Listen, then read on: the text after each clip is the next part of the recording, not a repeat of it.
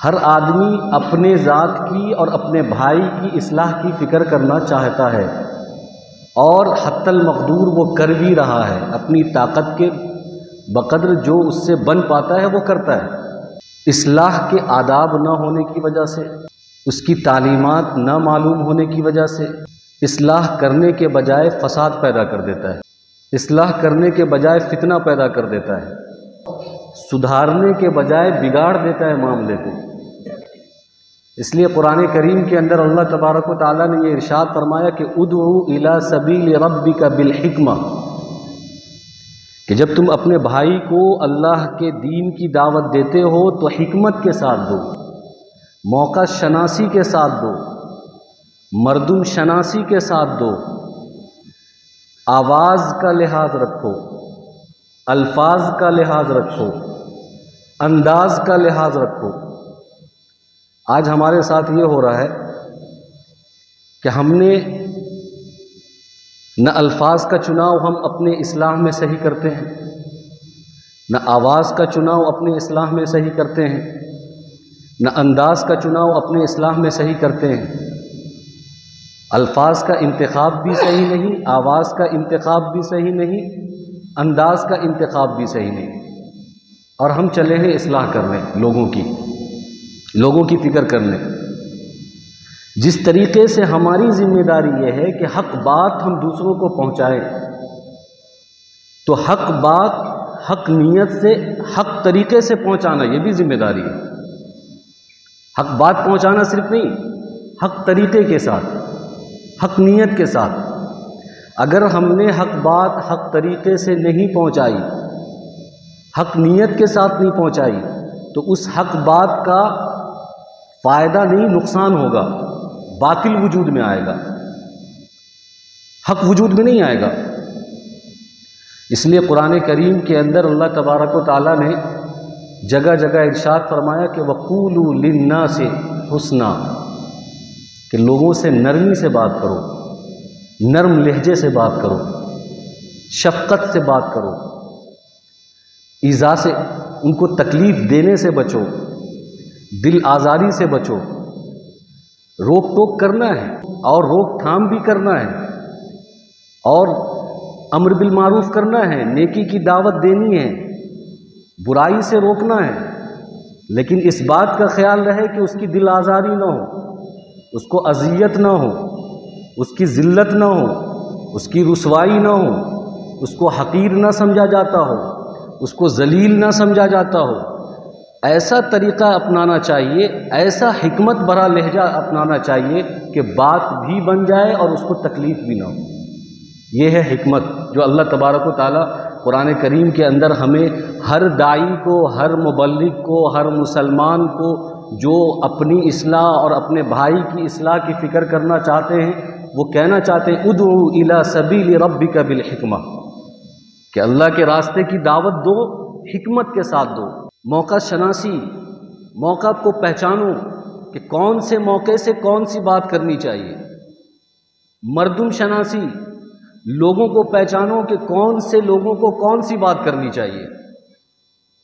الفاظ کا چناؤ کرو کہ کس لفظ سے کون سی بات کرنی ہے،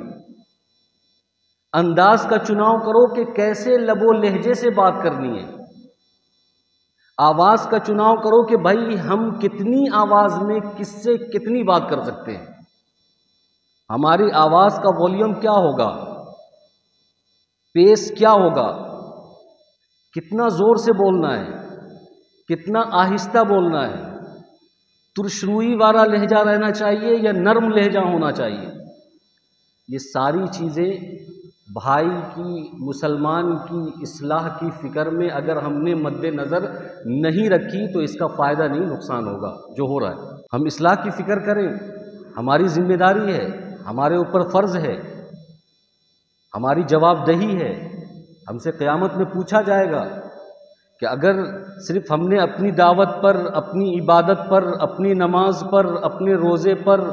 اور اپنی ذات پر محنت کیا اور ہمارا بھائی دین کا پیاسا رہا، دین سے دور رہا، بے دین رہا، بد دین رہا، اس کو نماز روزے کا پتہ نہیں ہے، دینداری معاملات معاشرات پتہ نہیں ہے تو ہمارے گھر کے لوگ، ہمارے رشتہ دار، ہمارے پڑوسی، ہمارے جاننے والے، ہمارے دوست احباب، ہماری قوم کل گریبان پکڑ لے گی، قیامت میں ہم سے پوچھے گی، اللہ سے شکایت کرے گی کہ بھائی یہ تو بہت بڑا حاجی، یہ تو بہت بڑا غازی، یہ تو بہت بڑا نمازی، یہ تو بہت بڑا مبلغ اور یہ تو بہت بڑا عبادت گزار، لیکن مجھے اس نے دین کی دعوت نہیں دی، میری اصلاح کی فکر نہیں کی، مجھے جہنم سے نہیں بچایا، مجھے برائی سے نہیں روکا، مجھے غلط راستوں سے نہیں روکا اور کبھی مجھے دعوت نہیں دی۔ پکڑے گا، وہ پوچھے گا۔ تو آج ضرورت اس بات کی ہے کہ ہم اپنے بھائی کی اگر اصلاح کرنا چاہتے ہیں تو اس میں حکمت بھرا لہجہ استعمال کریں اور اصلاح کرنے کا طریقہ سیکھیں۔ یہ بھی سیکھنے کی چیز ہے۔ میں آپ سے بار بار یہ کہتا ہوں کہ حق بات اگر حق طریقے سے، حق نیت سے نہیں دیں گے، ہم حق طریقے سے نہیں پہنچائیں گے، اس کا نفع نہیں، نقصان ہوگا، جو کہ امت کو ہو رہا ہے۔ یہ سیکھنے کی چیز ہے۔ اللہ کے نبی صلی اللہ علیہ وسلم نے صرف دعوت نہیں سکھائی، دعوت کا طریقہ بھی سکھایا ہے کہ کیسے دعوت دینی ہے۔ میں آپ کو قرآن کریم کی ایک آیت سے اس بات کو ثابت کر کے بتاؤں گا کہ اللہ تبارک و تعالیٰ صرف دعوت نہیں چاہتے، دعوت کے اصول، اصلاح کے اصول بھی سکھانا چاہتے ہیں کہ کیسے اصلاح کرنی ہے انسانوں کی، مسلمانوں کی، مومنین کی، اپنے بھائی کی۔ حضرت موسیٰ علیہ السلام کو اور حضرت ہارون علیہ السلام کو جب اللہ تبارک و تعالیٰ نے فرعون کے پاس بھیجا تو فرعون کے پاس یہ نصیحت کر کے بھیجا کہ وَقُولَا لَهُ قَوْلًا لَيِّنًا لَعَلَّهُ يَتَذَكَّرُ، یہ نصیحت کیا کہ وَقُولَا لَهُ قَوْلًا لَيِّنًا۔ آپ ذرا سوچیں، اللہ کو یہ بات معلوم تھی کہ فرعون ظالم ہے، جابر ہے، بدبخت ہے، کافر ہے، یہ ایمان لانے والا نہیں ہے قیامت تک، وہ ایمان نہیں لائے گا۔ اللہ کو یہ بات معلوم تھی، اللہ تو عالم الغیب ہے، اللہ کو پل پل کی خبر ہے، اللہ جانتا تھا، لیکن پھر بھی جب وہ اپنا نمائندہ بھیج رہا ہے، اپنا داعی بھیج رہا ہے، تو یہ کہہ کر بھیج رہا ہے کہ وَقُولَا لَهُ قَوْلًا لَيِّنًا، کہ اے موسیٰ اور ہارون، جس فرعون کے پاس تم جا رہے ہو وہ ظالم ہے، جابر ہے، سخت ہے، ترشرو ہے، اس کے اندر نرمی نام کی کوئی چیز نہیں ہے، متکبر مزاج ہے، لیکن تم باتیں نرم کرنا، تم لہجہ نرم رکھنا، تم الفاظ کا چناؤ نرمی سے کرنا، انداز کا چناؤ نرمی سے کرنا، آواز کا چناؤ نرمی سے کرنا۔ آپ ذرا اندازہ لگائیں، آج کے دور میں ہمارا جو مسلمان بھائی ہے وہ فرعون سے بڑا ظالم نہیں ہوگا، جس کو ہم دعوت دیتے ہیں یا جس کی ہم اصلاح کرتے ہیں، وہ فرعون سے بڑا ظالم یا بدبخت نہیں ہو سکتا، اور موسیٰ سے اچھا مصلح نہیں ہوگا آج کا داعی یا اصلاح کی فکر کرنے والا۔ ہارون علیہ السلام اور حضرت موسیٰ علیہ السلام سے بہتر مصلح اصلاح کرنے والا نہیں ہو سکتا۔ حضرت موسیٰ جیسا اصلاح کرنے والا، حضرت ہارون جیسا اصلاح کرنے والا اور فرعون جیسا ظالم، اس پر بھی یہ بات لاگو ہو رہی کہ فَقُولَا لَهُ قَوْلًا لَيِّنًا، کہ نرم بات کرنا، نرمی سے بات کرنا، آسانی سے بات کرنا، سخت لہجے میں بات مت کرنا۔ تو آج ہمیں اور آپ کو کتنی اس بات کی ضرورت ہے کہ جب ہم کسی مسلمان بھائی کی اصلاح کرتے ہیں، جب ہم کسی مسلمان بھائی کے پاس جاتے ہیں تو کتنا نرم ہو کر جانا چاہیے، کتنی نرمی سے بات کرنا چاہیے، کتنا نرم لہجہ استعمال کرنا چاہیے، کتنے نرم الفاظ کا چناؤ کرنا چاہیے، کتنے نرم آواز کا چناؤ کرنا چاہیے۔ آج ہمیں اس واقعے سے، قرآن کی اس آیت سے سیکھنا چاہیے۔ ہم تو موسیٰ علیہ السلام جیسے مصلح بھی نہیں ہیں، اور جس کو ہم دعوت دینے جا رہے ہیں وہ فرعون جیسا ظالم بھی نہیں ہے۔ اس لیے اللہ تبارک و تعالیٰ کہتے ہیں کہ ادعو الی سبیل ربک بالحکمت والموعظۃ الحسنہ، کہ ہم اپنے بھائی کی جب اصلاح کی فکر کرتے ہیں، جب ہم اپنے بھائی کو دین کی دعوت دیتے ہیں، جب ہم اپنے بھائی کو اللہ کے دین کی طرف بلاتے ہیں، نماز کی طرف بلاتے ہیں، روزے کی طرف بلاتے ہیں اور اچھے معاشرے کی طرف بلاتے ہیں، اچھے سماج کی طرف بلاتے ہیں، تو حکمت کا خیال رکھنا ضروری ہے، موعظۃ الحسنہ کا خیال رکھنا ضروری ہے، الفاظ کا چناؤ صحیح ہونا چاہیے، انداز صحیح ہونا چاہیے، آواز صحیح ہونا چاہیے۔ یہ جو ہم کسی کی بھی اصلاح کہیں بھی کرنا شروع کر دیتے ہیں، آپ نے دیکھا ہوگا مسجد میں، آپ نے مجھے دیکھا ہوگا بہت مرتبہ ایسا کہ آپ کو لگتا ہے کہ کوئی آدمی کچھ غلط کر رہا ہے مسجد میں بیٹھ کر، اگر وہ آپ کو غلط لگتا ہے تو ایز اے عالم مجھے بھی لگتا ہے کہ وہ غلط کر رہا ہے، ایز اے عوام آپ کو اگر لگ رہا ہے کہ غلط کر رہا ہے وہ، تو ایز اے عالم مجھے بھی لگ رہا ہے کہ وہ غلط کر رہا ہے، لیکن آپ نے کبھی نہیں دیکھا ہوگا کہ میں اس کو روک ٹوک کر رہا ہوں بھری مجلس میں، بھری محفل میں، یا بہت اونچے آواز کے ساتھ یا بہت بلند آواز کے ساتھ اس کا گریبان پکڑا کہ ایسا کیوں کر رہے ہو بھائی، یہ کیوں کر رہے ہو۔ اگر کبھی میں نے کسی کی اصلاح کی بھی ہوگی تو بہت ایک طرف لے جا کر، ایکانت میں لے جا کر یا تنہائی میں لے جا کر، کبھی کبھار تو میں نظر انداز کر دیتا ہوں، بولتا بھی نہیں ہوں، کہ مجھے ایسا لگتا ہے کہ یہ موقع صحیح نہیں ہے اصلاح کرنے کا، یہ وقت صحیح نہیں ہے اصلاح کرنے کا۔ یہاں پر اصلاح کرنے کے بجائے وہ بندہ امبریسمنٹ فیل کرے گا، اپنی حقارت محسوس کرے گا، اپنی ذلت محسوس کرے گا، اپنی رسوائی محسوس کرے گا، اب اس کو سیلف رسپیکٹ کا خیال ہوگا، اپنی عزت نفس کا خیال ہوگا، تو خاموش رہتے ہیں۔ لیکن بہت سارے بکرات سقرات آپ کو ملیں گے مسجد میں ہی، کسی کو کہیں پہ بھی بلند آواز سے اس کی اصلاح کرنا شروع کر دیں گے، بڑا ہو چھوٹا ہو، تعلیم یافتہ ہو غیر تعلیم یافتہ ہو، کسی بھی طبقے سے تعلق رکھتا ہو، بس ان کو دو چار چیزیں آتی ہیں تو ان دو چار چیزوں کو جنوانے کے لیے، اپنے علم کو بتانے کے لیے، اپنی شیخی بگاڑنے کے لیے، اپنے آپ کو بکرات بتانے کے لیے کسی کی بھی کہیں پر کسی بھی حالت میں اصلاح کرنا شروع کر دیں۔ یہ صحیح نہیں ہے۔ اصلاح کرنا ہے لیکن اصلاح کے طریقے کو بھی سیکھنا ہے، اصلاح کرنا ہے اور اصلاح کے طریقے کو بھی سیکھنا ہے، اس کے حکمت کو سیکھنا ہے، کہاں پر کس کی کیسے اصلاح کی جا سکتی ہے، اس کی رہبری کی ضرورت ہے۔ بہت ہی ضروری اور اہم ٹاپک ہے۔ آپ سوچ رہے ہوں گے کہ میں اس پر بات کیوں کر رہا ہوں، اس کی ضرورت کیا ہے آج کے دور میں۔ یہ کسی کو ٹارگٹ کرنا مقصود نہیں ہے، یہ ہمارا فنومینا ہے، یہ آج کی جو حالت ہے، ہمیں سمجھ میں نہیں آتا کہ کب کیسے اصلاح کرنا ہے۔ یہ تو سب کو معلوم ہے، نو ڈاؤٹ، اس کو کسی بھی شخص کو اس سے انکار نہیں ہے کہ اصلاح کرنا ہے۔ ہم مسلمان ایز اے مسلم ایک دوسرے کے بھائی ہیں، قرآن کہتا ہے انما المؤمنون اخوہ، کہ مسلمان کا بھائی ہے، تو ہماری ذمہ داری ہے کہ ہم اپنی بھی اصلاح کریں، اپنے ذات کی بھی کریں، اپنے بھائی کی بھی اصلاح کریں، اس میں کوئی ڈاؤٹ نہیں ہے، اس میں کوئی انکار بھی نہیں ہے۔ لیکن یہ سب سے بڑا المیہ ہے کہ اصلاح کیسے کرنا ہے، کسی کو نہیں آتا۔ آدمی اصلاح کرنے کے غرض سے جاتا ہے، فتنہ ڈال کے آ جاتا ہے، اصلاح کرنے کے غرض سے جاتا ہے، جھگڑا ڈال کے آ جاتا ہے، اصلاح کرنے کے غرض سے جاتا ہے، فساد برپا کر کے آ جاتا ہے۔ مولانا اشرف علی تھانوی رحمۃ اللہ علیہ نے لکھا ہے من رآ منکم منکرن، حدیث کے تحت اس کی تشریح میں یہ لکھا ہے کہ اگر کوئی آدمی منکر کر رہا ہے، گناہ کر رہا ہے، تم اس کو روک تھام کر رہے ہو، اگر تم کو ایسا لگتا ہے کہ میں اس کو روکوں گا، اس کو تھاموں گا، اس کو منع کروں گا، اس پر نکیر کروں گا اور روکوں گا تو اس سے بھی بڑا گناہ ہو جائے گا، تو اس وقت اس کو اس گناہ سے مت روکو۔ دیکھ لیجئے یہ حکمت، یعنی مولانا اشرف علی تھانوی کہتے ہیں کہ آپ کے پاس استطاعت ہے، طاقت ہے، قدرت ہے، ہاتھ سے، زبان سے، دل سے اس کو روکنے کی، برا سمجھنے کی،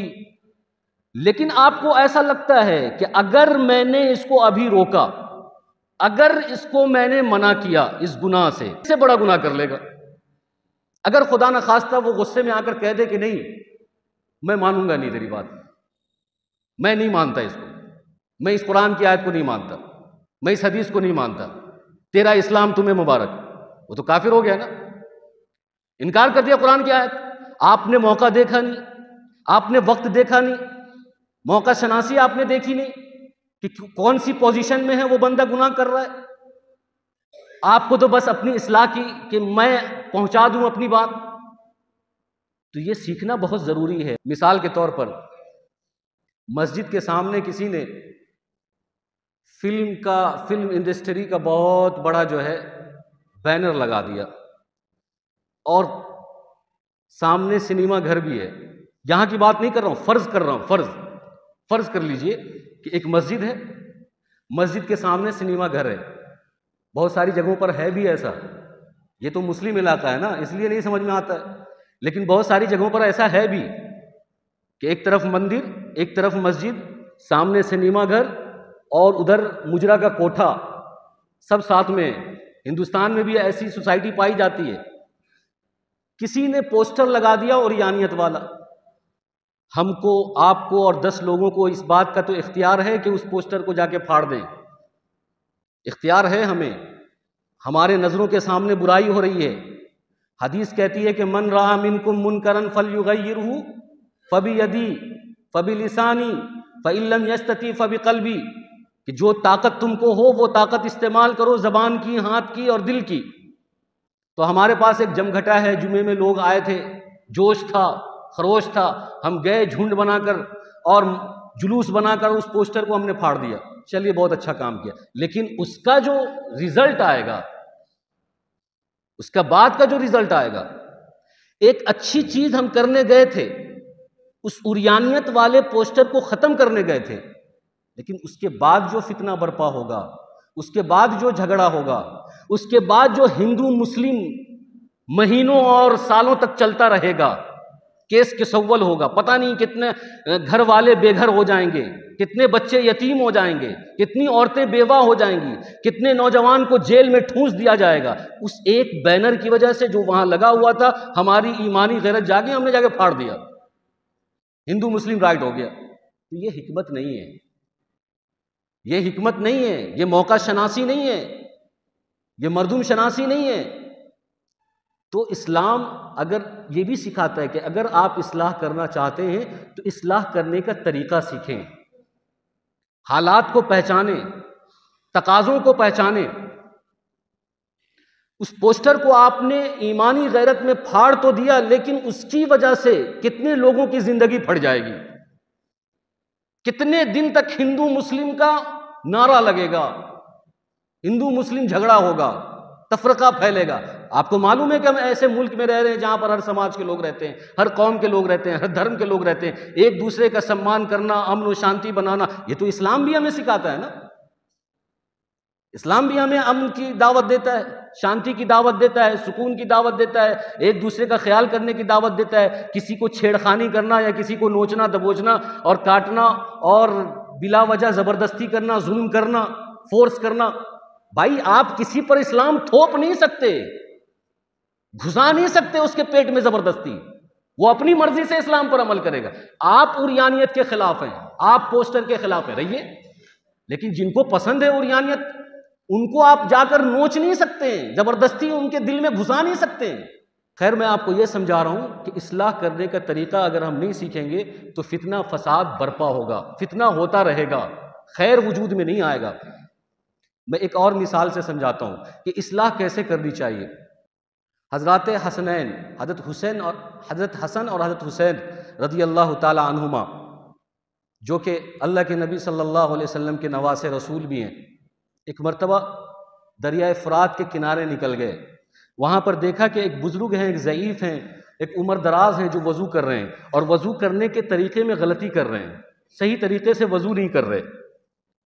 ان کو یہ لگا ہم اور آپ ہوتے تو شیخی بگاڑتے، ہم نوجوان ہوتے تو ان کا ہاتھ پکڑ لیتے،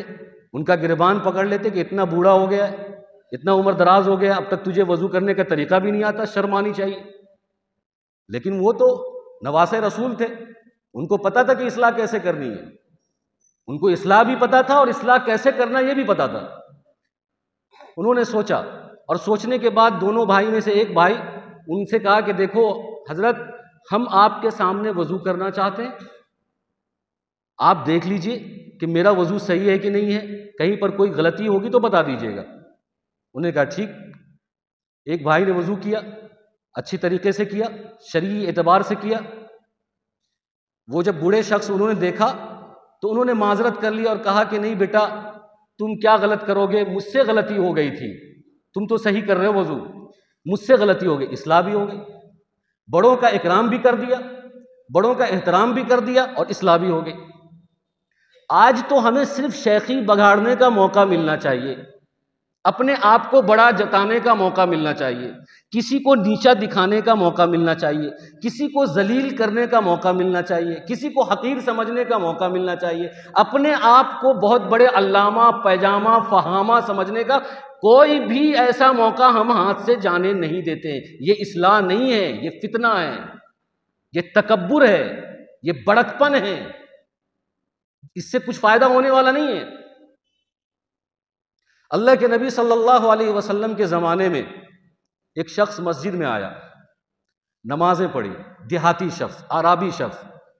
مسجد میں آیا، جیسے تیسے نماز پڑھی، جیسے تیسے وضو کیا، نماز پڑھنے کے بعد اس نے دعا کی، اللہم ارحمنی و محمد ولا ترحم احدا، کہ اللہ مجھ پر اور محمد پر رحم فرما اور میرے علاوہ اور محمد کے علاوہ کسی پر رحم نہیں فرمانا۔ یہ دعا کی اس نے۔ صحابہ کا مجمع بھی بیٹھا ہوا ہے، اللہ کے نبی صلی اللہ علیہ وسلم بھی بیٹھے ہوئے ہیں، سب اس کی دعا سن رہے ہیں۔ تو اللہ کے نبی صلی اللہ علیہ وسلم نے کہا کہ ارے تم نے دعا جیسی وسیع عریض چیز کو تم نے بالکل تنگ کر دیا۔ خیر یہ بات ختم ہو گئی۔ پھر جب وہ دعا کر کے جانے لگا تو مسجد میں پیشاب کرنا شروع کر دیا۔ جب اس نے مسجد میں پیشاب کرنا شروع کیا تو صحابہ کو غصہ آیا کہ جرأت کیسے ہوئی اس کی ہمت کیسے ہوئی؟ تو اللہ کے نبی صلی اللہ علیہ وسلم نے کہا کہ ٹھیک ہے، اب تو وہ پیشاب کر رہا ہے، اس کو کرنے دو، روکو مت۔ روکو گے تو ہو سکتا ہے کہ اس کی جان بھی چلی جائے، پیشاب رک جائے، جان بھی جا سکتی ہے، پیشاب کرنے دو۔ ہم اور آپ ہوتے، ہماری مسجد میں کبھی غلطی سے کوئی شرابی آ جاتا ہے، کوئی مجنون آ جاتا ہے، کوئی دیوانہ آ جاتا ہے، ہم کیسے ریئیکٹ کرتے ہیں؟ کتنے بڑے ہم داعی بن جاتے ہیں، کتنے بڑے مسلمان بن جاتے ہیں، لگتا ہے پورا اسلام ہمارے اندر سما گیا ہے کہ ایک شرابی مسجد میں آ گیا تو پورا اسلام ہمارے اندر سما گیا، اور اس اسلام کا تقاضا یہ ہے کہ اس کو مار پیٹ کر بھگاؤ۔ شرابی کو ہم برداشت نہیں کرتے، مسجد کے اندر غلطی سے آ گیا، وہاں پیشاب کر دیا اس نے، صحابہ کو غصہ بھی آیا، آپ صلی اللہ علیہ وسلم نے صحابہ کو کنٹرول کیا کہ نہیں کرنے دو۔ پھر آپ صلی اللہ علیہ وسلم نے مسجد کی عظمت کو بعد میں اس کو سمجھایا، بتایا کہ دیکھو یہ غلط چیز ہے۔ کوئی غصہ نہیں کیا، کوئی نفرت نہیں کیا، کسی طرح کی توہین نہیں کی، کسی طرح کی حقارت نہیں کی، کسی طرح اس کو ذلیل نہیں کیا۔ ہم اور آپ ہوتے تو کیا ریئیکٹ کرتے، کیسے ریئیکٹ کرتے؟ ایسے ہی ایک شخص آیا اللہ کے نبی صلی اللہ علیہ وسلم کی خدمت میں، ایک نوجوان، اور کہنے لگا کہ میں زنا کرنا چاہتا ہوں، آپ مجھے زنا کرنے کی اجازت دیجیے۔ اللہ کے نبی صلی اللہ علیہ وسلم سے، مجھ سے کنٹرول نہیں ہوتا، میں زنا کرنا چاہتا ہوں، مجھے بدکاری کرنے کی اجازت دیجیے۔ آپ صلی اللہ علیہ وسلم سے اجازت مانگ رہا ہے۔ کوئی شیخ ہوتا، کوئی سربراہ ہوتا، کوئی استاذ ہوتا، کوئی پیر ہوتا ہمارے جیسا، آپ کے جیسا، تو کیسے ریئیکٹ کرتا؟ کتنا غصہ آتا اس کو، آگ بگولا ہو جاتا، اس کی زبان کاٹ دیتا، اس کو قید میں ڈال دیتا۔ آپ صلی اللہ علیہ وسلم کی اصلاح پر قربان، آپ جیسے مصلح پر ہماری جان قربان۔ آپ صلی اللہ علیہ وسلم نے بڑے پیارے انداز میں، بڑے نرم لہجے میں، بہت عمدہ انداز میں کوئی ریئیکٹ نہیں کیا، غصہ نہیں کیا، اس کو پاس بلایا، قریب بلایا کہ ادھر آؤ۔ اس نوجوان سے کہا کہ دیکھو تم جو مجھ سے اس بات کی اجازت مانگ رہے ہو کہ میں تمہیں زنا کرنے کی اجازت دے دوں، اگر کوئی شخص مجھ سے آ کر دوسرا شخص سے اجازت مانگے کہ میں تمہاری بہن کے ساتھ یا ماں کے ساتھ یا بیٹی کے ساتھ زنا کرنا چاہتا ہوں، مجھے اجازت دے دیجیے، تو کیا میں اس کو اجازت دے دوں؟ بولا نہیں، بالکل نہیں۔ تو اللہ کے نبی صلی اللہ علیہ وسلم نے فرمایا کہ تم بھی تو کسی کی بیٹی، بہن اور ماں کے ساتھ ہی زنا کرو گے نا۔ جب تمہیں یہ بات منظور نہیں ہے، دوسرا شخص جب آئے گا تو میں اس کو کیسے اجازت دے سکتا؟ وہ بندہ سمجھ گیا، توبہ کیا اس نے توبہ کر لیا کہ نہیں، یہ غلط چیز ہے، ہمیں اس طریقے کی باتیں نہیں کرنی چاہیے۔ یہ کل واقعے سے، ان سارے حالات سے آج ہمیں اپنے آپ کو سمجھانا چاہیے، اپنے آپ کو بتانا چاہیے کہ قرآن بھی جگہ جگہ ہمیں کہتا ہے وَقُولُوا لِلنَّاسِ حُسْنًا، اچھی بات کرو، نرم بات کرو، شفقت سے بات کرو، مہربانی سے بات کرو، ہمدردی سے بات کرو، خیر سے بات کرو، خیر خواہی سے بات کرو. وَقُولُوا قَوْلًا مَّعْرُوفًا وَقُولُوا قَوْلًا سَدِيدًا. قرآن نے جگہ جگہ ہمیں یہ بتایا. لیکن ہم جب الفاظ کا چناؤ کرتے تو ایسا لگتا ہے کہ کوئی بھیڑ بکری بھگا رہے ہیں، ایسا لگتا ہے کہ کوئی ڈھیلا مار رہے ہیں، ایسا لگ رہا ہے کہ کینچی سے جو ہے ہم کوئی کپڑا کتر رہے ہیں، ایسا لگ رہا ہے کہ کسی بھینس پر لاٹھی چلا رہے ہیں. یہ لہجہ ہمارا ہوتا ہے سمجھانے کا. اس سے فائدہ نہیں ہوگا، اس سے نقصان ہوتا ہے. اس لیے ہم اور آپ کو اس بات کو سمجھنا بالکل ضروری ہے کہ ہمیں اپنی اصلاح کرنا ہے، اپنے مسلمان بھائی کی اصلاح کرنا ہے. لیکن اس سے زیادہ ضروری یہ ہے کہ ہم جب کسی بھائی کی اصلاح کرتے ہیں تو اصلاح کرتے وقت اس کی دل آزاری نہیں ہونی چاہیے، اس کی توہین نہیں ہونی چاہیے، اس کی تذلیل نہیں ہونا چاہیے، اس کی حقارت نہیں ہونی چاہیے، اس کو نیچا نہیں سمجھنا چاہیے. ہم ایسے لہجے کا استعمال کریں، ایسے الفاظ کا چناؤ کریں، ایسے آواز کا چناؤ کریں کہ اس کو برا نہیں لگے. ہاں، اگر اس کو آپ نے اپنی دعوت میں ساری چیزوں کا انتخاب صحیح کیا، لہجہ بھی صحیح ہے، لفظ بھی صحیح ہے، آواز بھی صحیح ہے، موقع شناسی بھی آپ نے دیکھ لیا، مردم شناسی بھی آپ نے دیکھ لیا، سب کچھ فٹ ہے، آپ کا اپنی جگہ پر ہے، اصول کے مطابق ہے،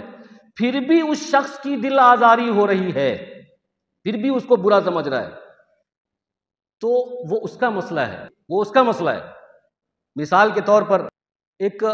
فیضی نام کے بڑے شاعر گزرے ہیں، وہ کسی سیلون میں بیٹھ کر داڑھی کتروا رہا تھا، داڑھی چھلا رہا تھا. ایک اللہ والے جو ہے گزرے وہاں سے، تو وہ جو شخص داڑھی چھلا رہا تھا وہ بہت بڑا ادیب، اپنے زمانے کا شاعر اور بلیغ الکلام، قادر الکلام، عمدہ عمدہ اشعار اس نے کہے، اور اس کے بڑے بڑے فلسفے، بڑے بڑے مضامین. داڑھی چھلوا رہا ہے، ایک اللہ والے گزرے تو اللہ والے کو یہ بات ناگوار گزری کہ بھائی یہ بیٹھ کے داڑھی چھلا رہا ہے. تو اس نے کمنٹ کیا اللہ والے نے اس پر کہ ریشمی تراشی، کہ تو داڑھی چھلا رہا ہے. اب یہ بھی تھے ادیب، تو انہوں نے کہا کہ ولے کسے دلے نمی خراشم، لیکن میں کسی شخص کا دل نہیں دکھاتا. یہ شاعر تھے، فوراً انہوں نے جواب دیا حاضر جوابی میں کہ میں کسی شخص کا دل نہیں دکھاتا، میں تو صرف داڑھی چھلا رہا ہوں، اور تم مجھے یہاں پر ٹوک کر میرا دل دکھا رہے ہو. میں تو داڑھی چھلا رہا ہوں اور تم مجھے سب کے سامنے ٹوک کر میرا دل دکھا رہے ہو. تو وہ اللہ والے نے کہا کہ کیسی بات کرتے ہو، ولے دلے محمد الرسول اللہ صلی اللہ علیہ وسلم می خراشی، لیکن تم کو اپنے دل دکھانے کی فکر تو ہے، لیکن تم نبی صلی اللہ علیہ وسلم کا دل دکھا رہے ہو، اس کا کیا؟ یہ جو آپس میں بحث و مباحثہ ہو رہا ہے، یہ دیکھیے کتنا پیارا انداز ہے، کتنا اچھا انداز ہے. تو یہاں پر میں یہ سمجھانے کی آپ کو کوشش کر رہا ہوں کہ ایک اصول کہ آپ نے کسی کو سمجھایا، کسی کی اصلاح کی، آپ نے اس کی توہین نہیں کی، تذلیل نہیں کی، اس کو حقیر نہیں سمجھا، اس کو ذلیل نہیں سمجھا، اور اس کے عزت نفس کے ساتھ کھلواڑ نہیں کیا، اصول کے ساتھ آپ نے اس کی اصلاح کی، سمجھایا، پھر بھی اس کی دل آزاری ہو رہی ہے تو اس کی پرواہ کرنے کی ضرورت نہیں ہے. پھر بھی آپ کو اصلاح کرنا ہے، پرواہ کرنے کی ضرورت نہیں، لیکن کرنا ہے، اصلاح کرنا ہے، یہ سمجھ کر کہ قرآن کے اندر ایک قوم کا تذکرہ آیا ہے کہ لِمَ تَعِظُونَ، کہ تم کیوں نصیحت کرتے ہو، کہ وہ تو اللہ کی مانیں گے نہیں، وہ تو ہلاک ہو جائیں گے، وہ برباد ہو جائیں گے، تمہیں نصیحت کرنے کی ضرورت نہیں ہے. لیکن اگر ہم اصول کے مطابق ہیں، ہم کسی کو حقیر ذلیل نہیں سمجھ رہے، ہم اپنی ذمہ داری ادا کر رہے ہیں، تو کل قیامت میں ہم یہ کہہ سکتے ہیں قالوا معذرۃ الی ربکم، کہ اللہ ہم نے کسی مسلمان کی یا انسان کی توہین، تذلیل اور حقیر سمجھے بغیر ہم اس کو دین کی دعوت دے رہے تھے، کل ہم جواب دہ ہو سکتے ہیں. اب مانے نہ مانے، اس کا دل دکھے الگ بات ہے، لیکن ہم نے تو اپنی بات پہنچا دی، ہم نے اپنی بات پہنچانے میں کوئی کسر نہیں چھوڑی. تو بات پہنچانی ہے، دین کی بات لوگوں تک پہنچانی ہے، دعوت دینا ہے، خیر کی فکر کرنا ہے، اصلاح کی فکر کرنا ہے، لیکن یہ 3 چیزیں آپ کو یاد رکھنی ہوگی: آواز، انداز، الفاظ، مردم شناسی، موقع شناسی، کہ میرے نصیحت سے، میرے وصیت سے، میری اصلاح سے کسی کی توہین تو نہیں ہو رہی۔ ایسے جیسے کہ ایک مریض کسی ڈاکٹر کے پاس آتا ہے تو وہ مریض سے نفرت نہیں کرتا، وہ مرض کا علاج کرتا ہے، وہ چاہے گھاؤ اور زخم کے اندر کتنا کیڑا ہی کیوں نہ پلا ہو، تو وہ جب اس کا آپریشن کرتا ہے، اس کی سرجری کرتا ہے، تو بہت شفیقانہ لہجے میں، ہمدردانہ لہجے میں، شفقت کے ساتھ اس کی سرجری کرتا ہے، اس کا کیڑا نکالتا ہے، اس پہ مرہم لگاتا ہے، اس پہ پٹی لگاتا ہے، اس مریض سے نفرت نہیں کرتا۔ ایسے ہی ہم جب دوسروں کی اصلاح کرتے ہیں تو گناہ ایک مرض ہے، اس مرض کو ہم پیار کے ساتھ، محبت کے ساتھ اور شفقت کے ساتھ، ہمدردی کے ساتھ اس گناہ کے مرض کو ختم کریں گے۔ اس گنہگار سے نفرت نہیں کریں گے، یا اس کو ذلیل نہیں سمجھیں گے، اس کو حقیر نہیں سمجھیں گے، یا اس کی توہین نہیں کریں گے، یا ہم اپنا شیخی نہیں بگاڑیں گے کہ ہم بہت بڑے اللہ والے ہیں، ہم بڑے عابد، بڑے زاہد، بڑے عالم اور بہت یہ بہت وہ، ہم اپنی شیخی نہیں بگاڑیں گے، بلکہ اس سے محبت کرتے ہوئے اس گناہ والے مرض کو ختم کریں گے۔ اللہ تبارک و تعالی ہم سب کو کہنے سننے زیادہ عمل کی توفیق عطا فرمائے۔ آمین۔ وآخر دعوانا الحمدللہ رب العالمین۔